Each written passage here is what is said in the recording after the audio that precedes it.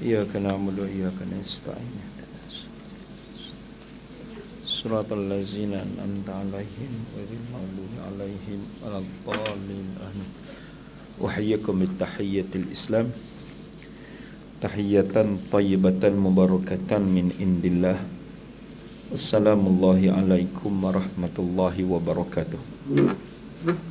اللهم بارك لنا في شعبان وبلغنا رمضان وبلغنا رمضان وبلغنا رمضان. اللهم ولي أمورنا خيارنا ولا تولي أمورنا شرارنا. اللهم إنا نعوذ بك من علم لا ينفع ومن قلب لا يخشع ومن نفس لا تشبع ومن دعاء لا يسمع. Amin, amin, summa amin, fa'amma ba'du. Saudari Suzi dan ahli jawatan kuasa surau Al-Husna di MBI Musalla Husna di bangunan Darul Ihsan ini, staf yang ada, tetamu yang datang singgah, muslimi muslimat, tuan-tuan puan-puan, hadirin dan hadirat, hafizakumullah wa rahimakumullah. Hamdan wa syukranillah. Pujian dan kesyukuran kita panjatkan ke hadrat Allah dengan lafaz tahmid, alhamdulillah, alhamdulillah, alhamdulillah. Kerana dengan izin kurniaannya, kerana dengan limpah rahmahnya, kerana dengan inayah, nusrah dan maghfirahnya, di bulan Sya'ban hujung-hujung yang akhir ini kita dapat memenuhi ruang lega Musalla Al-Husna untuk melaksanakan salat zuhur secara kolektif, secara berjemaah. Dan sebelum kita solat beramai-ramai secara berjemaah, rutin ada kuliah zuhur ataupun tazkirah zuhur juga berjemaah. Moga-moga dalam kita mengisi dua ruang tazkirah ataupun kuliah zuhur dan solat zuhur, kalaulah kita tak sempat untuk buat benda lain, tapi kita sempat untuk ta'abbud dan takhasyu'an tadarru'an ilallah.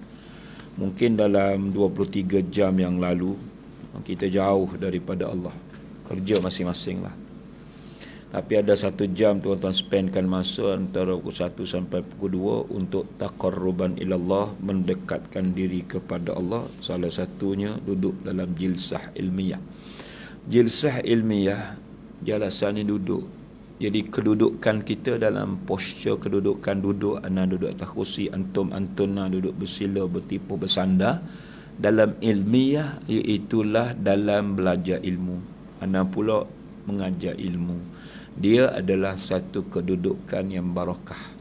Iaitulah kita duduk dalam banyak tempat, banyak posisi, banyak lokasi dan waktu. Duduk dalam kelab malam ataupun clubbing tak sama dengan duduk dalam kuliah zuhur. Moga-moga menjadi saksilah di hadapan ana ini muslimat lagi ramai daripada muslimin, ataupun muslimi lagi ramai daripada muslimat, menjadi saksinya mikrofon. Kalau tak ada live pun persaksian daripada roket. Roket ni dicatat kita buat baik. Atik jangan pula dia saksi pernah tengok kita tengok gambar tak elok, buat benda yang tak elok. Biar yang mencatat itu kiraman katibin itu antaranya roket. Kalau boleh biar atik itu duduk relax je. Jangan kita sampai atik tak menang tangan nak catat dosa yang kita buat. Ya Kak Dayah, apa khabar? Ini nama Hidayah. Bertukar-tukar nama dia. Kadang-kadang Nurul Dayana. Hari ni bagi nama yang ni, orang ni nama Ira Kaza. Hadirin sidang jemaah, kita nak cerita tentang kuliah pada sebulan yang lalu. Sebulan yang lalu kakak abang, teman-teman, saudari, kalau ada puan, Ustaz bergurau ya. Ustaz bergurau saja, jangan kecil hati.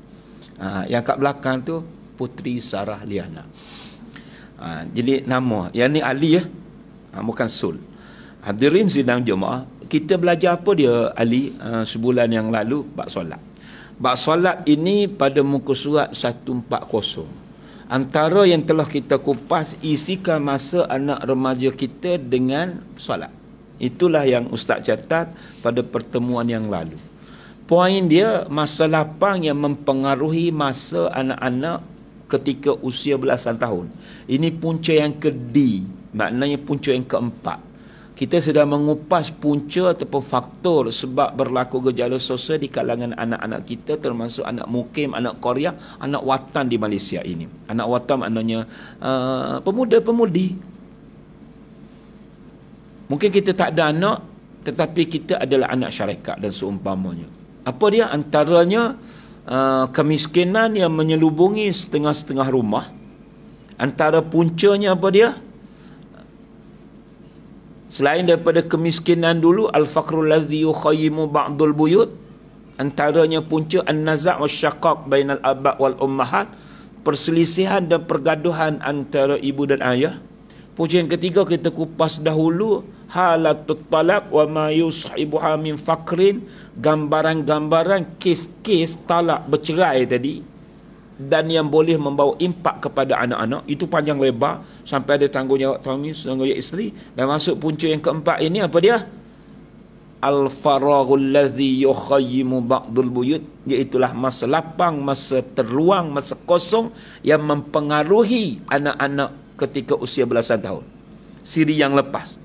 Kemudian kita masuk siri yang berikutnya masih pada muka surat 140, 141. Kalau yang follow kuliah Hana lah, iaitulah pengisian masa tadi dengan riadah, dengan aktiviti yang kita sebut sikit, antaranya dengan berenang, dengan menunggang kuda, begitu juga dengan memanah, sebagaimana riadah zaman Nabi. Dan Ustaz sesuaikan, kalaupun tidak hadis alimu, ajarkanlah auladakum, anak-anak kamu, ar-rimayah, memanah, warukubul khail, menunggang kuda, wasibahah, berenang. Kalaupun tidak tiga ini, banyak aktiviti lain yang mirip dengannya. Bersukan tak salah, tapi jangan sampai seluar ketat, perempuan bersukan depan taman. Berjoging tak salah, tapi kita pakai itu mengiurkan. Orang duduk belakang kita sampai tersandul ataupun terjatuh, tengok dua batu yang kita bawa. Ni lato-lato lain, tu batu dia duduk kat depan deg dah. Jadi fitnah kalau begitu kan. Bukan salah kita naik basikal ataupun cycling seumpama, tapi pakailah yang tidak menjolok mata. Kelak dia tak jadi riadah itu ataupun aktiviti kita tadi, riadah yang sepatutnya al-aqlus salim fil jismi salim. Akal yang sihat, cerdas, sejahtera, lahir daripada jisim, abdomen, body yang sihat.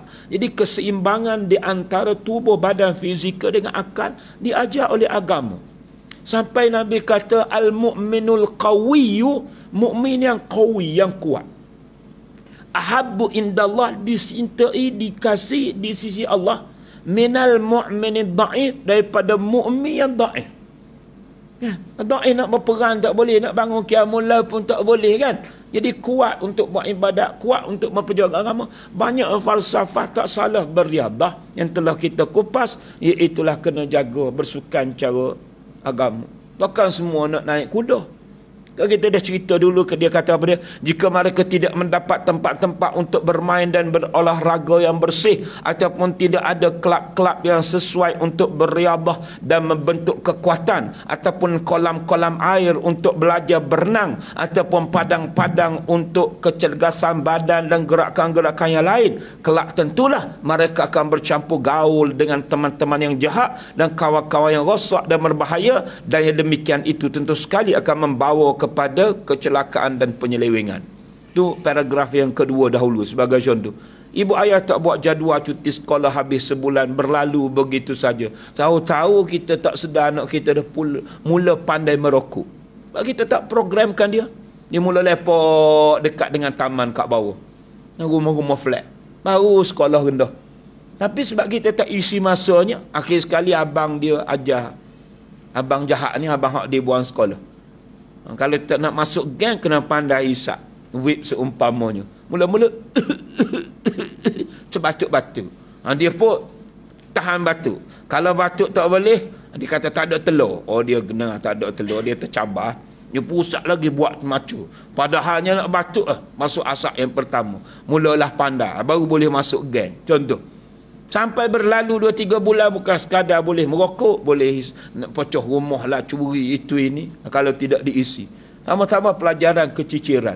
Ya. Jadi isikan program tadi, termasuklah beriadah. Ada masa yang telah kita buat jadual, masa kita untuk bersukan, balik sekolah, solat, makan, lepas tu berehat, ulang kaji sebentar, lepas asar mainlah sejam setengah kan, pukul 6:30 rehat-rehat, mandi, pergi solat maghrib dengan mak ayah, balik dengan kuliah insya' tadi, balik makan bersama dengan family sebab mah dah masuk, kemudian mungkin menonton sikit, kemudian sambung belajar 9:30 ke 10, pukul 11 tidur, besoknya pergi sekolah kalau ada kelas tambahan. Itulah cycle kitaran orbit kehidupan seorang pelajar, tapi semuanya dilanggar. Tak tahu masa bila dia pergi sekolah, masa bila dia belajar. Salah satunya iaitulah penjadualan yang kita kena isi. Kalau kita tak isi, anak kita main PlayStation ataupun main game lagi banyak daripada education belajar dan seumpamanya. Jadi isikanlah, termasuk ada masa bersukan.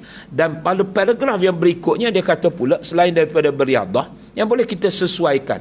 Bukan mestinya naik kuda. Sebab dia kata kalau tak ada kuda, nak bersukan juga. Jangan kena pil kuda. Pil kuda so haram. Anak-anak perlu kalau kena abjon, pil kuda, ice baby. Tak boleh nak naik. Pergi kat kelab. Kalau tak ada, pergi kat Tafiz sana tu pun ada kuda. Darul Quranul Hasanah, Kampung Bukit Belimbing, Kuala Sang. Dia kata tak ada kolam. Mana ada rumah ada kolam? Kecuali rumah Datuk Yusuf Haslam je. Dulu filem Tragedi Oktober ke apa benda. Kami Raidora ke apa benda tu. Adalah kolam. Dia buat lakonan pun rumah dia. Mungkin dia kaya. Mau kita bukan ada kolam. Kolah aja.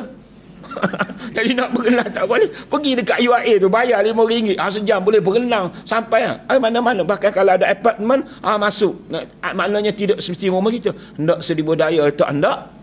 Sejuta lagi. Jadi itu contoh. Kalau tidak pun bersukan yang lain, pergi kat gym seumpamanya, cuma jaga. Selepas daripada itu dia kata, Islam dengan petunjuknya yang tinggi sebenarnya telah memuluhi masa lapang bagi anak-anak yang sudah dewasa dengan cara yang praktikal untuk menyihatkan badan-badan mereka dan menguatkan anggota-anggota mereka supaya memperoleh kesihatan yang cukup, kecergasan dan juga semangat. Antara cara-cara yang terutama sekali ialah membiasakan mereka dengan mengerjakan berbagai ibadat. Dan yang terkhusus sekali ialah ibadat solat. Ibadat solat paling khususiat. Ibadat ni banyak. Tapi secara tak langsung isi masa. Sebab apa dia? Masa subuh. Lain dengan masa zuhur. Pukul 7.20 tu, kalau tak bangun lagi, habis ya waktu syuruk. Maka dia kena bangun antara 6 suku sebelum habis. Mau tak mahu, orang yang jaga solat, dia ada indibatil waqt. Indibatil waqt maknanya ketepatan masa dan juga waktu. Disiplin pasal waktu. Kita sibuk macam mana kerja ataupun dia nak bersukan, tapi masa ni zuhur tak sembahyang lagi. Sekarang ni 1.28 mungkin sebelum nak masuk asar pukul 4.39. Maka dalam timing itu ada subuh, zuhur, asar, maghrib, isyak, maka secara tak langsung dia meraihkan waktu. Kan kita sedang mengupas masa ataupun waktu yang mempengaruhi anak-anak.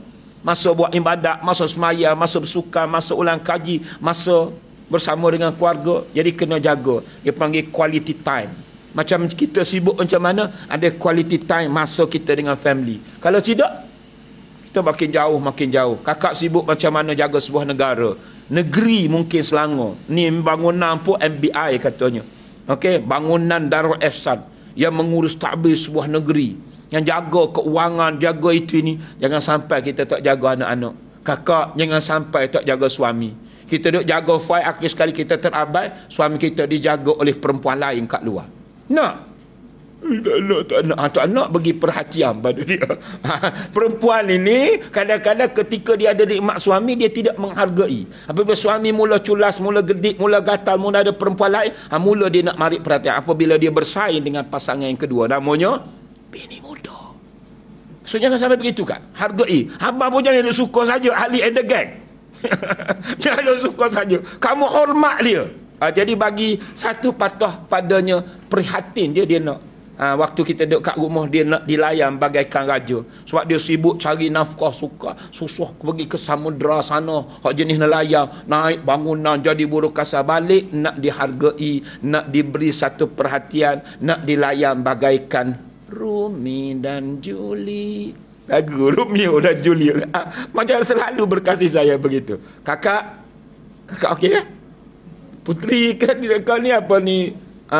Cik Semua dah puan kan? Puan. Ni semua ada anak. So bagi perhatian. Anak-anak pun sama. Sebab dia kata apa dia? Dia kata jangan biarkan anak anda jadi yatim. Ini Imam Ghazali kata. Ni dah kahwin? Belum. Kahwin lah. Kahwin? Belum. Nama Aiman Hakim. Kalau Omar Hakim, ya Aiman. Aiman bagi perhatian untuk anak dan untuk isteri. Kelak, ni beranak ya. Apabila kita tak bagi perhatian, mungkin ada seorang lelaki bukan bergelar suami, bukan bergelar ayah, yang bagi perhatian lebih padanya. Dia baru tingkatan 4. Dan perhatian itu diberikan oleh cowok tingkatan 5. Maka dia pun jatuh dalam jerat percintaan. Bercinta, couple. Sebab apa dia? Sebab mak ayah langsung tak ada ruang masuk untuk bagi kasih sayang. Jadi sayang dia telah dibagi oleh Casanova yang bernama, tak kira lah, Ahmad Danish ke apa benda. Darwish. Darwish pun Darwish lah. Betul-betul dia nama Darwish di Casanova. Ya. Contoh, rupanya lelaki tadi sebenarnya buaya tembaga. Yang walaupun dia caring, sharing is caring, tapi dia nak sesuatu. Ayah tak bagi perhatian. Akhir sekali, dia diperhati oleh orang. Dan akhir sekali dia boleh bawa ke mana-mana. Itu pun kita kena perhati sebab Imam Ghazali kata, jangan biarkan anak anda jadi yatim saat dia punya ayah dan ibu. Dia ada ayah, ada ibu tapi yatim. Bukan yatim tak ada ayah, tak ada ibu. Tanpa kasih sayang ibu dan ayah. Jangan bagi duit semata-mata. Macam tadi dia bagi duit. Tapi dia bukan nak duit semata-mata. Kalau 4 tahun dia tidak dikomunikasi dengan cara yang baik sebagai contoh. Cakap pun melalui perantaraan bibik saja. Mana harga diri dia sebagai seorang isteri?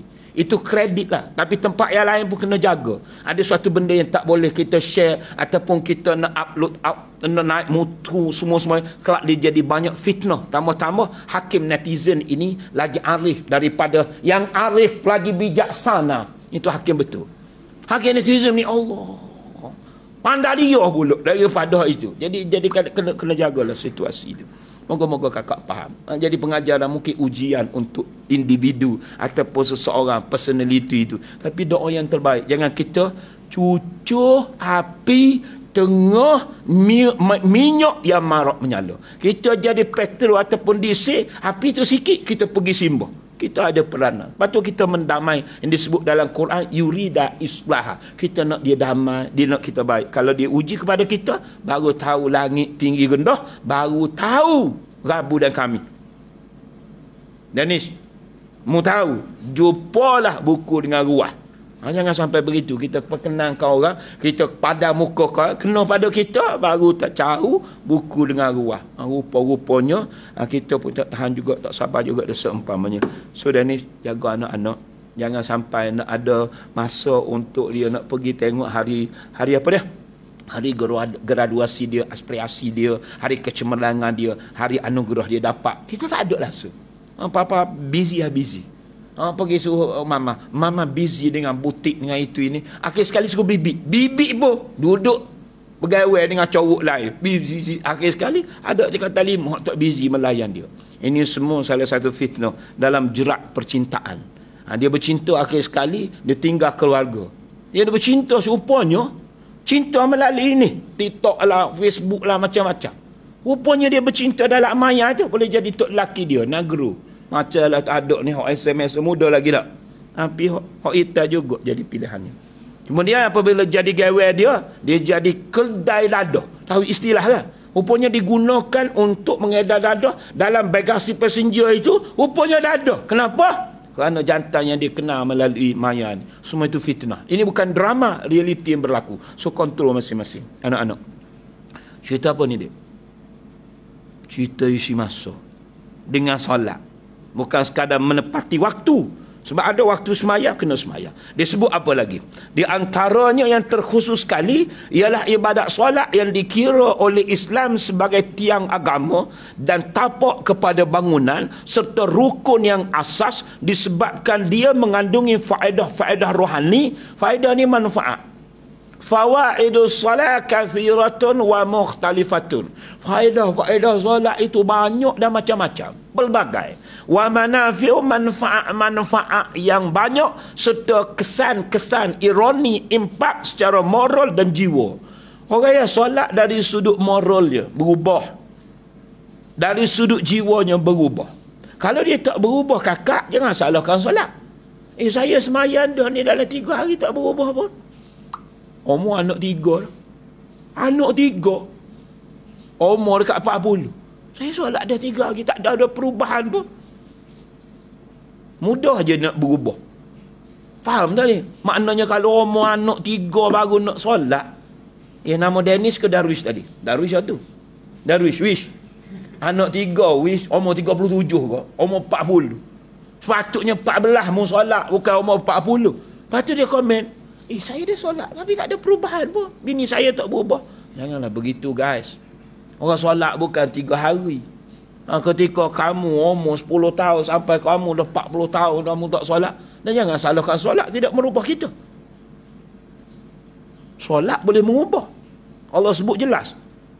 Ya ayyuhallazina amanu aqimus solah, wa orang beriman dirikanlah kamu akan solat. Sambung Ali. Inna salata tanha anil fahsya'i wal munkar. Sesungguhnya solat boleh mencegah fahsya dan munkar. Itu ayat. Allah sebut pray, semayang itu boleh cegah fahsya dan munkar. Allah sebut, Nabi sebut, pasti betul. Jadi kenapa tak berubah? Bukan solat, musalli. Musalli itu bukan solat. Musalli itu prayer. Kalau play pemain, player pemain. Don't play with me, jangan main-main dengan saya. Jadi ni pray itu semayang. Ni prayer yang dipanggil musallin. Ayat apa kat dayah? Wailul lil musallin. Celaka bagi orang yang semayang. Bukan celaka bagi semayang. Dan orang yang celaka semayang itu ada 4. Semayang tak celaka. Tapi orang semayang, Allah sumpah dalam surah ini, will, neraka will. Makna will juga celaka bagi orang musallin semayang. Bukan celaka bagi semayang. Sembahyang, ini orang yang semayang dia panggil isim fa'il. Antaranya lalai dari sudut niat. Orang tu dia semayang niat bukan kerana Allah. Pastikan niat nak pergi tarawih nanti betul kerana Allah, bukan pergi niat pergi solat nak jumpa dengan gawe. Ada. Kita bawa anak-anak perempuan kita duduk semayang sampai 20 rakaat. Anak kita duduk cium dekat kolah sana. Rupanya dia pergi semayang, dia tindah. Itu pun kena jaga fitnah. Nombor 2, sahun an kaifiyatis solat, lalai daripada kaifiat solat. Sebab itu kena semayang, kena belajar. Muniatul musalli itu kena khatam. Cara kita semayang, sallu kama ra'aitumuni usalli. Semayanglah kamu sebagaimana kamu lihat aku semayang. Cara angkat takbir, cara rokok, cara i'tidal, cara sujud. Tapi kalau tak belajar, takbir saja macam-macam takbir. Hak angkat macam ni, Allah. Dia punya besar tu, macam nak tangkap belalang. Ada hak nipis.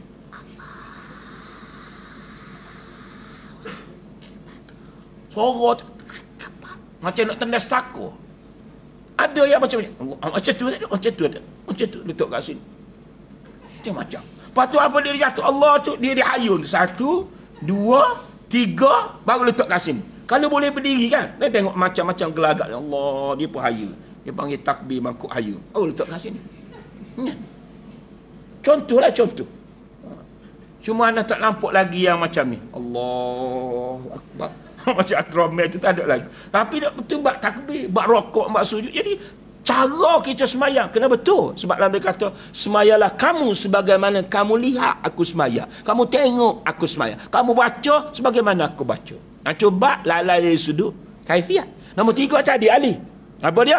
Lalai an hikmatis solah. Lalai dari hikmah solah. Hikmah solat tak betulnya tanha anil fahsya'i wal munkar. Semayang boleh mencegah fahsya dan munkar. Itu hikmah di sebalik kita jaga solat. Automatically kita tak berjudi, tak tengok benda yang tak elok, tak berzina, tak mencuri. Allah sebut ni, solat boleh mencegah. Tapi kenapa dia jadi juga, dia buat juga? Bukan cara solat. Orang yang solat itu dia lalai. Dan kita kata, Quran kata belum betul. Solat bukan menyelesaikan masalah. Saya solat juga tapi tak selesai masalah saya. Dah, kamu tu yang solat lalai. Lalai dari ketiga habis kan? Lalai dari sudut hikmah solat. Lalai dari sudut cara solat. Lalai dari sudut niat solat. Nombor 4, lalai dari sudut ruhus salah. Sahun an ruhis salah. Sahun orang yang lalai daripada ruh solat ni dia ada ruh, dalaman.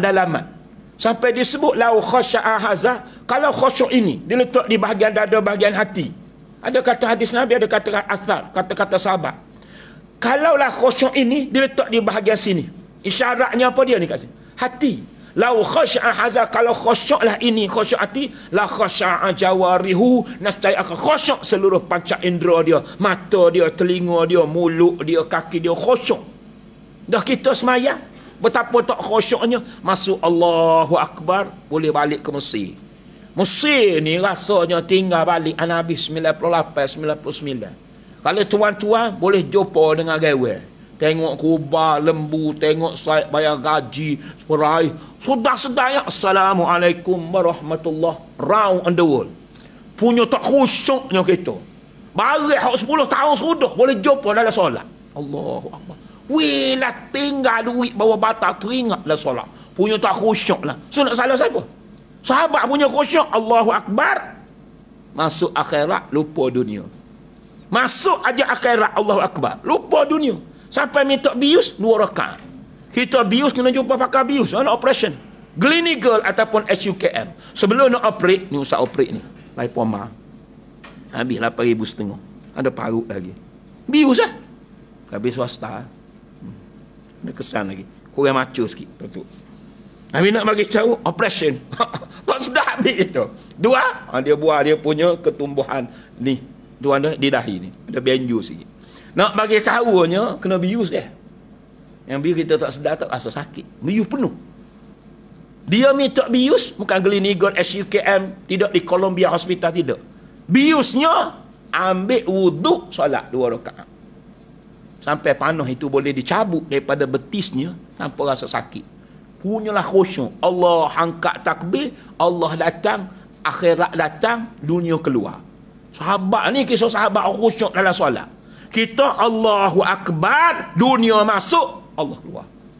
Bahkan dalam solat ingat dunia. Ni bukan tuan-tuan, puan-puan, termasuk orang bercakap kot. Kedaya solat ingat apa dia? Bagus dia, tak ingat lelaki, tak ingat apa punya khusyuk, baca, faham apa dia baca. Itu Sri Kandi Islam Rabi'atul Adawiyah, sesuai dengan jubah hitamnya. Tapi sekali-sekala adalah tak.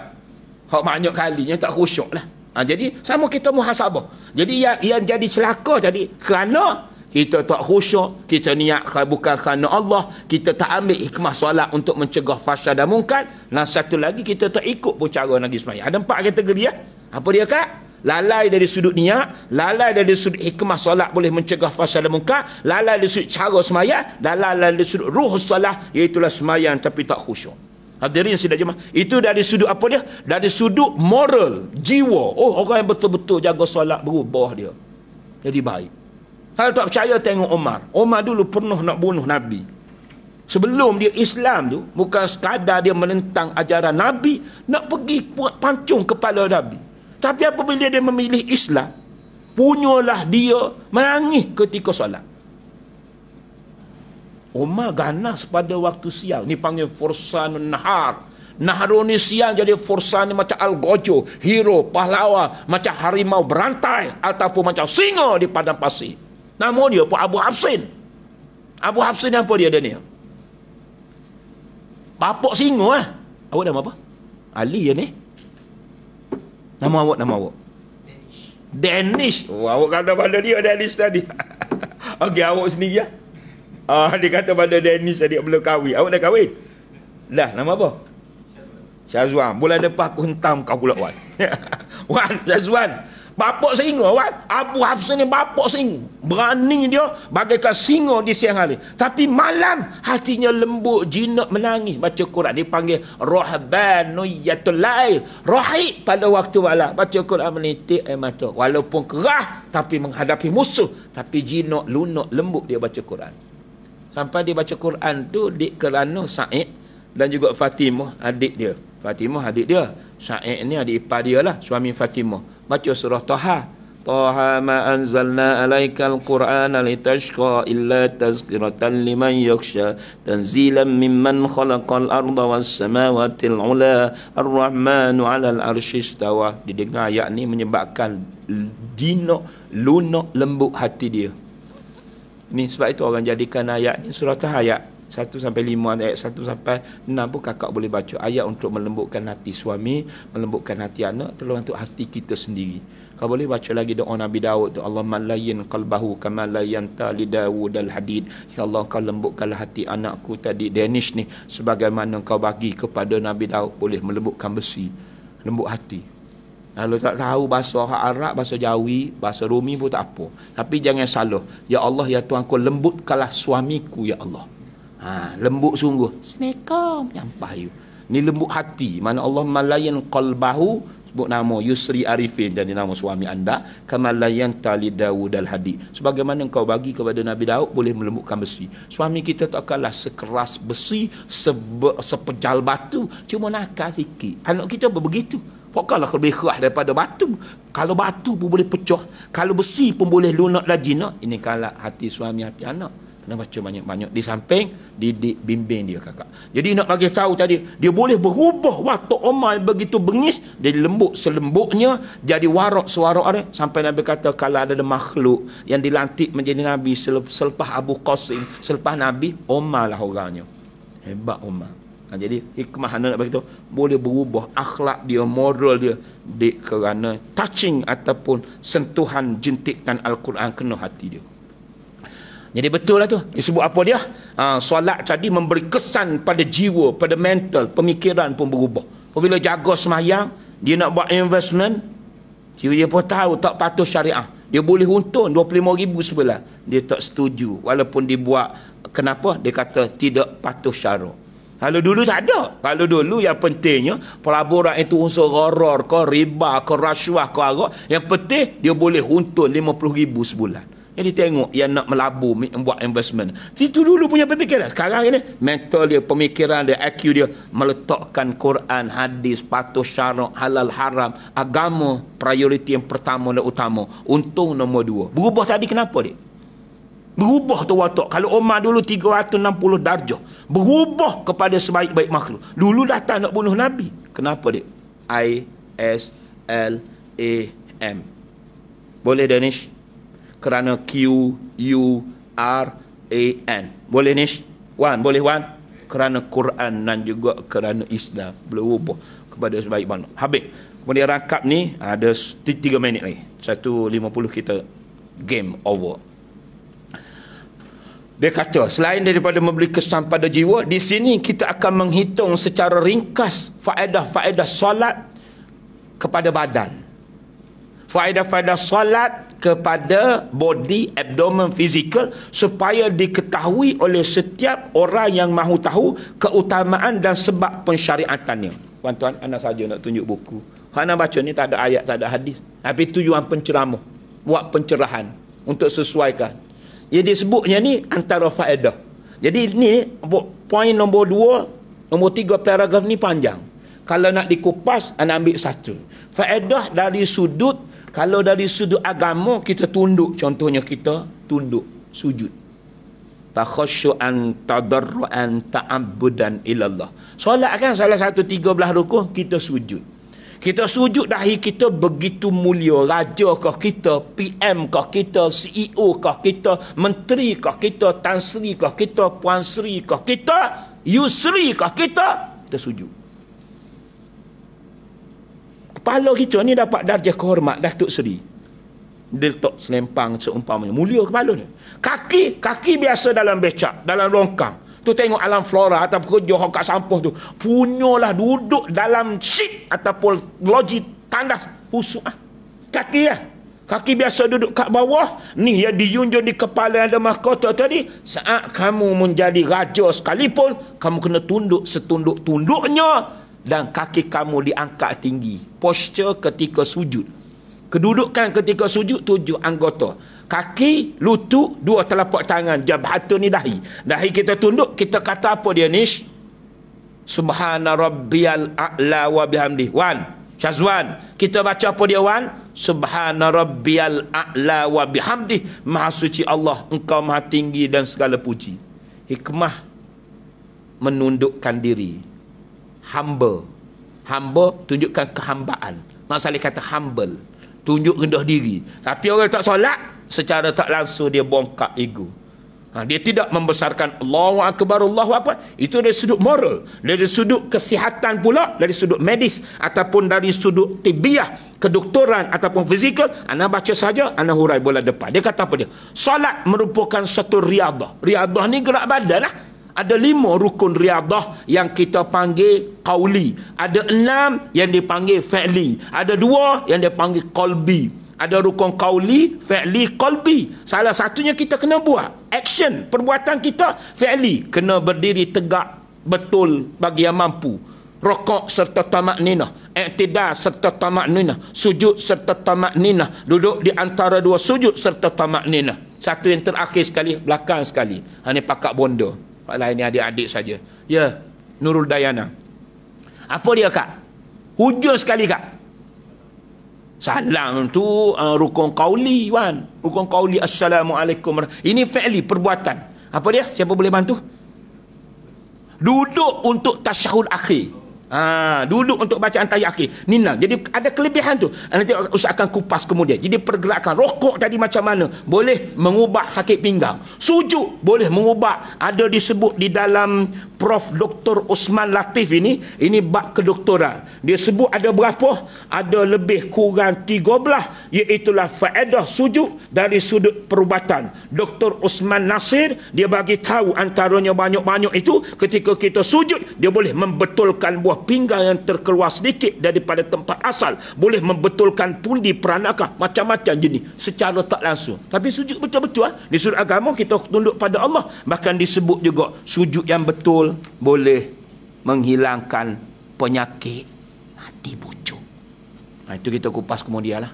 Banyak cerita bahagian kelebihan. Hal ni bab riadah kakak. Apa dia? Dia merupakan satu riadah yang mesti, di mana kena buat rokok begini, sujud begini, di mana setiap muslim menggerakkan semua anggotanya dan tulang-tulang pangkalnya, dan tidak sepi lagi bahawa dalam pergerakan ini terdapat kecerdasan bagi semua anggota-anggota badan, urat-urat sendi dan pusingan darah yang Ustaz akan kupas secara tibiah. Walaupun Ustaz bukan doktor, tapi mudah dipaham secara hospitality, hikmah pergerakan solat dengan sains dan juga kesihatan. Kalau nak tahu, jumpa selepas Ramadan. Aku qali hadza astaghfirullahalazim li wa lakum. Assalamualaikum warahmatullahi wabarakatuh. Subhanakallah wa bihamdik asyhadu an la ilaha illa anta wa astaghfiruka wa atubu ilaih. Bismillahirrahmanirrahim. Wal 'asr innal insana lafi khusr illa allazina amanu wa aminus solihat wa tawassaw bil haqq wa tawassaw bis sabr. Wallahu a'la wa a'lamu bis shawab. Kita solat.